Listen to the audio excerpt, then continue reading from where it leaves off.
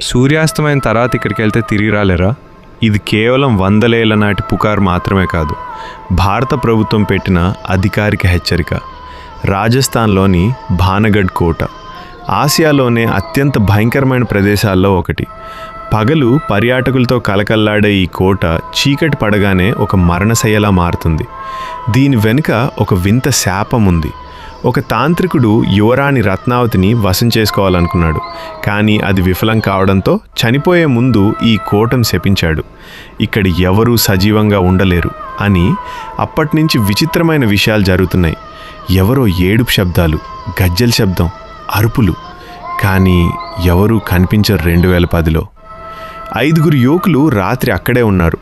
తెల్లవారుజామున ఒక్కరు కూడా బయటికి రాలేదు. వారాల తర్వాత వాళ్ళ బాడీస్ దొరికాయి, కానీ మరణానికి కారణం ఎవరికీ తెలియలేదు. ఈ మిస్టరీ ఫుల్ వీడియో కావాలంటే సబ్స్క్రైబ్ చేయండి.